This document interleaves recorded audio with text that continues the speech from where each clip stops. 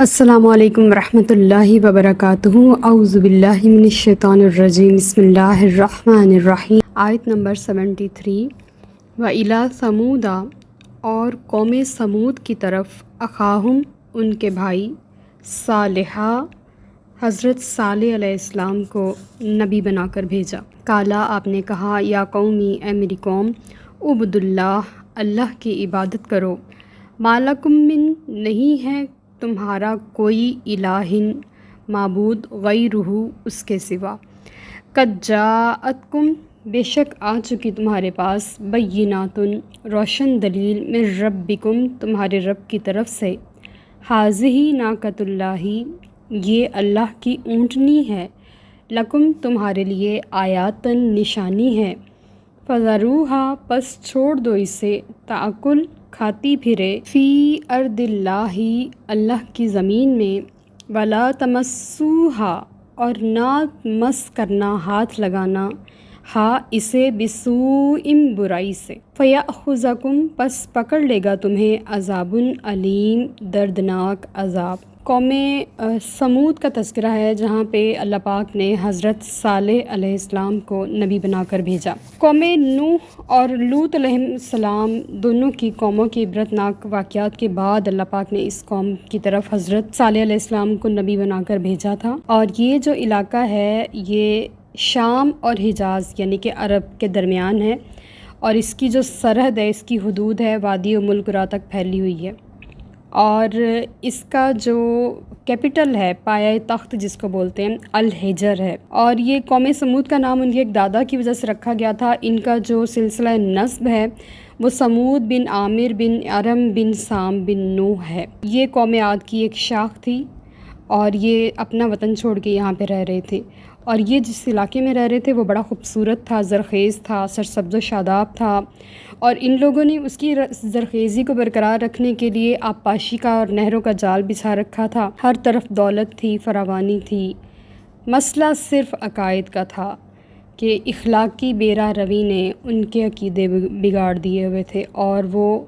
چلتے چلتے شرک میں گرفتار ہو چکے ہوئے تھے۔ پھر اللہ پاک نے انہی میں سے حضرت صالح علیہ السلام کو، انہی کے وطنی بھائی، انہی کے ایسے شخص جن کی خاندانی برتری تھی اور وہ بڑے معزز اور محترم تھے اور ان کی بات مانی جاتی تھی، ان کو اللہ کا نبی بنا کر بھیجا۔ اور آپ کا جو زمانہ ہے یہ حضرت موسیٰ علیہ السلام سے پہلے کا ہے، اور آپ کے جو قوم ہے یہ حضرت موسیٰ علیہ السلام کی آمد سے بہت پہلے برباد ہو چکی ہوئی تھی۔ ان کا تذکرہ یہ ہے کہ اللہ پاک نے حضرت صالح علیہ السلام کو اس علاقے میں جب نبی بنا کر بھیجا تو انہوں نے وہی کلمہ توحید کی بات کی جو حضرت آدم علیہ السلام دنیا میں لے کر آئے تھے، اور ہر نبی نے اسی کلمہ توحید کا پرچار کیا، اور یہی کلمہ توحید کریم آقا صلی اللہ علیہ وآلہ وسلم بھی لے کر آئے تھے۔ اور اسی کلمے کی بنیاد پر آج بھی کوئی شخص اگر مسلمان ہوتا ہے تو وہ لا الہ الا اللہ کی بنیاد پر مسلمان ہوتا ہے، اور پھر حضور کا کلمہ پڑھ کے امت محمدیہ میں شامل ہو جاتا ہے۔ تو انہوں نے بھی اپنی قوم کی یہی بات کہی کہ شرک نہیں کرنا، اس کے سوا کوئی معبود نہیں، ایک اللہ کی عبادت کرو جس کی خاطر ہم اس دنیا میں تشریف لائے ہیں، جس کی معرفت کے لیے، جس کی پہچان کے لیے اس نے ہمیں بنایا ہے۔ ساتھ انہوں نے فرمایا کہ تمہارے پاس تمہارے رب کی طرف سے روشن دلیل آ چکی ہے، اور وہ روشن دلیل کیا تھی کہ انہوں نے خود ہی ان کے روزانہ کے مطالبہ کرنے کی وجہ سے ایک مطالبہ پیش کیا حضرت صالح علیہ السلام کے سامنے کہ روز تم ہمیں ایک اللہ کی طرف بلانے کی دعوت دیتے ہو، تو پہلے ہمارا ذرا یہ مطالبہ پورا کرو، پھر ہم تمہارے رب پر ایمان لائیں گے کہ ہمیں ایک خوبصورت بلند قامت اور گھابن اونٹنی چاہیے، اور وہ کسی نے اس کو جنم نہ دیا ہو، ہمارے سامنے ابھی تم اس کو لا کے دکھاؤ، اگر وہ آ جاتی ہے تو میں فوراً ایمان لانے کے لیے ہم سب تیار ہیں۔ حضرت صالح علیہ السلام نے پہلے تو ان کی بات پہ تھوڑا سا ٹال مٹول کیا کہ یہ کیسی بات ہے، اللہ تعالیٰ کو تو بغیر دلیل کے، بغیر شرط کے ماننا چاہیے۔ لیکن جب ان کی قوم نہیں ٹلی تو آپ نے ان کی قوم سے علیحدگی اختیار کی، اور ایک پہاڑ کے پاس جا کے دعا مانگنے کے لیے آپ نے ایک رات گزاری، اور اللہ پاک سے رو رو کے التجا کی، مولا اگر تیرے بندے اس بات پر راضی ہیں کہ تو نے ایک اونٹنی دے دے تو وہ تجھ پر ایمان لے آئیں گے، تو تو ان کی اس فریاد کو مقبول فرما اور ایک اونٹنی ایسی عطا فرما جیسی نشانیوں کی وہ اونٹنی مانگتے ہیں۔ تو حضرت صالح علیہ السلام کی دعا اللہ پاک نے قبول فرمائی اور ان کے سامنے یعنی کہ جہاں وہ کھڑے تھے پہاڑ کو پھاڑا گیا اور اس پہاڑ میں سے ایک بلند قامت بہت خوبصورت اونٹنی پہاڑ سے باہر آئی اور وہ پریگننٹ تھی، گھابن تھی اور ان سب کے سامنے اس نے بچے کو بھی جنم دیا۔ اور جب یہ نشانی، یہ معجزہ انہوں نے اپنی آنکھوں سے دیکھ لیا تو انہوں نے کہا کہ ٹھیک ہے ہم ایمان لے آتے ہیں، اور وہ ایمان لے آئے۔ اب جب وہ ایمان لائے تو اللہ پاک نے فرمایا کہ حاذہ ناقۃ اللہ، یہ اللہ کی اونٹنی ہے اور اس کو کسی برائی سے نہیں چھونا بلکہ اس کو زمین میں چلتے پھرتے رہنے دینا ہے۔ جو اللہ کا معجزہ ہے اس کی بے حرمتی اللہ کو گوارا نہیں ہوتی، اس کو اپنی مرضی کے ساتھ وہاں پہ رہنے دینا ہے۔ وہ اور اس کا بچہ دونوں ہی وہاں پہ اس علاقے میں رہتے اور چلتے پھرتے کھاتے پیتے تھے۔ اور ہمارے بزرگوں نے بھی کہا ہے کہ پاکستان ناقۃ اللہ ہے، اللہ کی اونٹنی ہے، اس کو کوئی برائی کے ساتھ نہ چھوئے۔ لیکن ہم نے پاکستان کے ساتھ وہی کیا ہے جو صالح علیہ السلام کی قوم نے اس اونٹنی کے ساتھ کیا تھا۔ انہوں نے اس اونٹنی کو مارا تو نہیں تھا لیکن اس کی چاروں ٹانگیں کاٹ دی تھیں، کونچیں کاٹ دی تھیں۔ ہم نے بھی پاکستان کو ختم تو نہیں کیا لیکن ہم نے اس کے چاروں کارنر ضرور توڑ دیے ہیں، کاٹ دیے ہیں۔ ہم نے اسے بہت زیادہ کمزور کر دیا۔ اس میں ہم سب کا مل کے قصور ہے۔ ہم کسی حکمران کو، کسی ادارے کو، کسی کو تنقید کا نشانہ نہیں بنا سکتے جب کہ ہمارے اپنے ہاتھ اس سب میں ملوث ہیں۔ ایک ایک شخص نے مل کے اسے تباہ کیا ہے، ہر شخص نے، میڈیا نے، چھوٹے بچوں نے، خواتین نے، مردوں نے، کاروباری حضرات نے، ملازمت پیشہ نے، کسی نے اپنے شعبے کے ساتھ انصاف نہیں کیا، سب نے مل کے اسے کاٹا ہے۔ اگر ایک بھی یہاں پہ کچھ لوگ الا ماشاء اللہ جو پرخلوص ہیں، ایمانداری کے ساتھ عبادت بھی کرتے ہیں اور اپنے دنیاوی معاملات بھی ایمانداری کے ساتھ، خلوص کے ساتھ ادا کرتے ہیں، ان کو نکال کے زیادہ تر لوگوں نے اپنی جو بے راہ روی ہے اور اخلاقی بگاڑ ہے اس کا مظاہرہ کیا ہے، جس کی وجہ سے آج ناقۃ اللہ یعنی کہ پاکستان کا یہ حال ہے۔ حالانکہ اللہ نے فرمایا تھا حاذہ ناقۃ اللہ، یہ اللہ کی اونٹنی ہے، اسے کوئی برائی کے ساتھ نہ چھوئے، لیکن ہم نے اس کے ساتھ وہی کیا۔ پھر اللہ نے فرمایا نا فَيَأْخُذَكُمْ عَذَابٌ أَلِيمٌ، ورنہ تمہیں دردناک عذاب آلے گا۔ تو ہم اس عذاب کو سہ رہے ہیں روزانہ کی بنیاد پر۔ یہ بجلی مہنگی ہونا، یہ بے روزگاری ہونا، بیماریوں کا آ جانا، علاج نہ ملنا، جعلی ادویات، ڈاکٹر نہ ملنا، اچھے ڈاکٹر نہ ملنا، یہ سب کچھ کیا ہے؟ یہ ہمارے اپنی شامت اعمال ہے۔ یعنی کہ ہر واقعے کا قرآن پاک میں کوئی مقصد ہے۔ داستان سرائی یا کہانیاں سنانا قرآن کا مقصود نہیں ہے۔ جیسے کہ عرب کے لوگ کہا کرتے تھے کہ قرآن تو محض قصے کہانیوں کی کتاب ہے، نعوذ باللہ من ذالک۔ اللہ پاک نے اسے تا قیامت کے لیے رکھا ہے اور اس میں تا قیامت آنے والوں کے لیے نشانیاں اور راحتیں اور رحمتیں اور باتیں موجود ہوں گی۔ قرآن ہماری پہیلی ہے اور ہم نے اس میں سے اپنا حصہ نکالنا ہے۔ آیت نمبر 74، وَاذْکُرُوا، اور یاد کرو، اذ جب جعلکم تمہیں بنایا، خلفاء جانشین، من بعد عاد قوم عاد کے بعد، وبوأکم اور تمہیں ٹھکانہ دیا، فی الارض زمین میں، تتخذون تم بناتے ہو، من سہولہا اس کے میدانی علاقوں میں، قصورم عالیشان محلات، وتنحتون اور تم تراشتے ہو، الجبال پہاڑوں میں، بیوتا مکانات، فاذکروا پس یاد کرو، آلاء اللہ اللہ کی نعمتوں کو،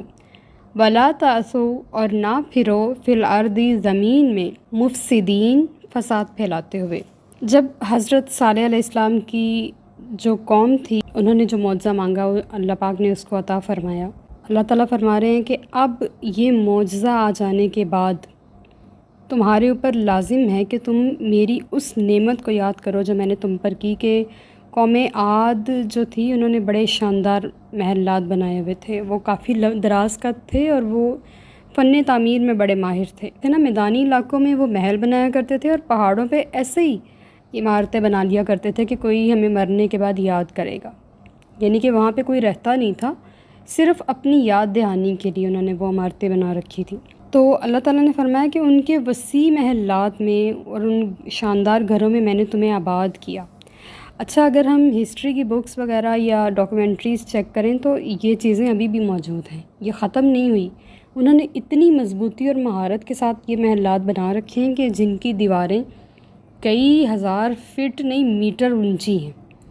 اور کتنی چوڑی ہیں اور اندر سے کتنی موٹی ہیں، اور وہ ابھی تک موجود ہیں، اور یہ علاقے ابھی بھی ڈاکومنٹری میں دکھائے جا سکتے ہیں، اور یہ وسیع رقبے میں پھیلے ہوئے ہیں جو فن تعمیر میں ان کی مہارت کی گواہی دے رہے ہیں۔ یہاں سے آرکیٹیکچر کا آغاز ہوا تھا۔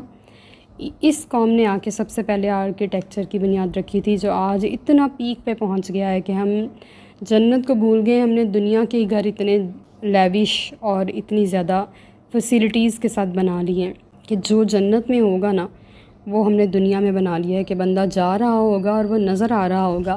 ایسے بالا خانے ہوں گے، ایسی عمارت ہوگی کہ گھر کے باہر کھڑے ہوں گے تو گھر کا اندر نظر آ رہا ہوگا۔ یہ سب کچھ ہو رہا ہے، آج بھی ہم سب کچھ دیکھ رہے ہیں کہ فرش پہ چل رہے ہوں گے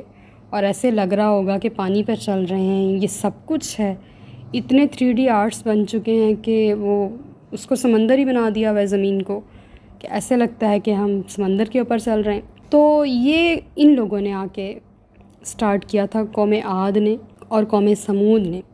انہوں نے فن تعمیر کا جو بنیاد رکھی اس علم کی، اور دنیا کو اس علم سے متعارف کروایا تھا، اور یہ اللہ کی بڑی نعمتوں میں سے ایک نعمت ہے۔ جن لوگوں کا بزنس اس سے وابستہ ہے وہ جانتے ہیں کہ یہ کتنی بڑی نعمت ہے، کہ جہاں سے ان کو رزق مل رہا ہے۔ تو یہ ان کی بنیاد تھی۔ تو اللہ تعالیٰ فرما رہے ہیں میں نے تمہیں ایک علم میں مہارت دے کر دنیا میں بھیجا، تم نے اس کا استعمال بھی کیا، اب تم اللہ کی نعمتوں کو یاد کرو جو باقی قوموں سے زیادہ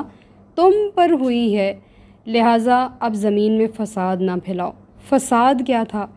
کہ وہ جو اونٹنی تھی، جس ایک روز وہ پانی پیتی تھی اور ایک روز یہ پانی پیتے تھے، وہاں پہ ایک ہی دریا بہتا تھا جس میں سے وہ پانی پیا کرتے تھے۔ اب جس دن اونٹنی اور اس کا بچہ پانی پیا کرتا تھا تو وہ سارا پانی خشک ہو جاتا تھا، یعنی کہ وہ اللہ کا معجزہ تھی، وہ کون سا دنیاوی اونٹنی تھی۔ تو وہ جب پی لیا کرتی تھی تو سارا پانی ختم ہو جایا کرتا تھا، اور اگلا جو سارا دن ہوتا تھا اس دن اونٹنی نہ کچھ کھاتی تھی نہ پیتی تھی، تو یہ ساری قوم اس اونٹنی کا دودھ پیا کرتے تھے، پیاسے نہیں رہتے تھے۔ لیکن وہ ایک دن بھی پانی کی جو کمی تھی نا، یہ ان سے برداشت نہیں ہو رہی تھی۔ کہہ کے تو انہوں نے معجزہ منگوا لیا تھا، لیکن اب وہ اس معجزے کا شکار ہوئے پڑے تھے۔ اسی لیے ہمیں اللہ تعالیٰ سے جب بھی کچھ مانگنا ہو، اس آیت میں ہمارے لیے جو پوائنٹ نکلتا ہے، نقطہ نکلتا ہے، وہ یہ کہ ہم خیر مانگیں اس سے۔ ربی انی لما انزلت الی من خیر فقیر، مولا میں تیری بارگاہ سے ہر خیر کا فقیر ہوں، جو تجھے میرے لیے اچھا لگتا ہے تو مجھے وہ عطا فرما۔ یعنی کہ ہمیں اپنی ڈیمانڈز کی اتنی بڑی پٹاری اللہ کی بارگاہ میں نہیں رکھ دینی چاہیے کہ یہ بھی چاہیے یہ بھی چاہیے۔ بعض اوقات بہت ساری چیزیں ہم ایسی مانگ رہے ہوتے ہیں جو ہمیں تو پسند آ رہی ہوتی ہیں لیکن وہ ہمارے حق میں اچھی ہوتی نہیں ہیں۔ اب انہوں نے اپنی پسند کا معجزہ منگوا تو لیا تھا اور ان کو مل بھی گیا تھا، لیکن یہ ان کے حق میں یہاں اچھا نہیں تھا کہ ایک دن وہ نہانے دھونے، کپڑے دھونے، برتن دھونے، کھانے پینے ہر چیز سے محروم رہتے تھے، اور ایک دن وہ پانی کا استعمال کر لیا کرتے تھے۔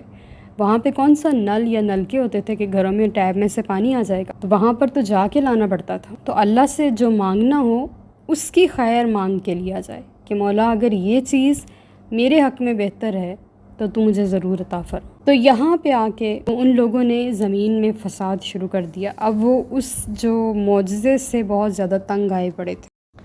آیت نمبر 75، قال الملأ، کہنے لگے سردار، الذین، وہ لوگ، استکبروا، جو تکبر کیا کرتے تھے، یعنی کہ علاقے کے متکبر سردار کہنے لگے، من قومہ، اپنی قوم سے، للذین، ان لوگوں کو، استضعفوا، جنہیں وہ کمزور سمجھتے تھے، لمن آمنا، جو ایمان لائے، منہم، ان میں سے، اتعلمون، کیا تم یقین رکھتے ہو، ان صالحا، کہ صالح علیہ السلام، مرسل، رسول ہیں من ربہ، اپنے رب کی طرف سے۔ قالو، انہوں نے کہا، انا، بے شک، بما ارسلا، جو دے کر وہ بھیجے گئے ہیں، بہی مؤمنون، ہم اس پر ایمان لانے والے ہیں۔ اب جو قوم کے سردار تھے وہ شدید مخالف تھے، معجزہ دیکھ کر وہ ایمان تو لے آئے تھے لیکن وہ ایمان نہیں لائے تھے، بس اپنے آپ کو بچانا چاہا تھا۔ تو انہوں نے جو قوم کے کمزور لوگ تھے ان سے پوچھا، جنہیں معاشرے میں عزت کی نگاہ سے نہیں دیکھا جا سکتا تھا، ان کی مالی حالت بھی کمزور تھی اور ان کے پاس آج کے دور میں بھی یہی جو ہے نا ہمارا کرائٹیریا ہے کہ جس کے پاس پیسہ ہے وہ پاورفل ہے اور جس کے پاس نہیں ہے وہ نہیں ہے، اور اس دور میں بھی یہی کرائٹیریا تھا کہ جس کے پاس پیسہ ہے وہی پاورفل ہے، اسی کی عزت ہے، اسی کا سب کچھ ہے، چاہے وہ علم میں، رتبوں میں، عبادت میں، اتقاء میں، پرہیزگاری میں، معاملات میں، جتنا بھی آگے بڑھا ہوا ہو، اگر اس کی جیب میں پیسہ نہیں ہے تو وہ معاشرے کی نظر میں حقیر اور ذلیل ہی تھا۔ آج بھی یہی کرائٹیریا ہے،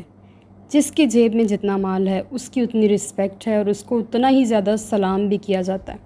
اس کی ایک عام سی بات بھی خاص لگتی ہے، اور جو علوم و فنون کا ماسٹر ہو لیکن جیب میں کوڑی نہ ہو اس کی خاص بات بھی کوئی ویلیو نہیں رکھتی، اور یہ چیز آج کے معاشرے میں بھی ہے اور مجھے لگتا ہے کہ یہ ایسے ہی رہے گا۔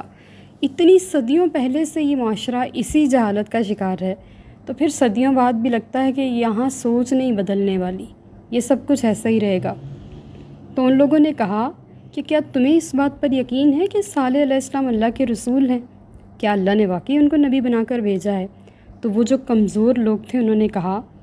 کہ ہم تو اسی لمحے جب انہوں نے ہمارے سامنے ہماری جو بات تھی وہ پوری کی، اسی لمحے ان پر ایمان لے آئے تھے، اور یہ ازل سے ہی ایسا ہی یہی دستور رہا ہے کہ ہر نبی کے ساتھ جو ان کے پیروکار ہوتے تھے وہ ہمیشہ اس علاقے کے وہ لوگ ہوا کرتے تھے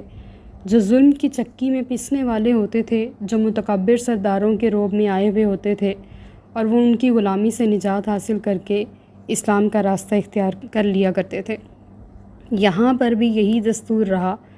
کہ یہ ان متکبر سرداروں سے جو تھے وہ عاجز آئے ہوئے تھے،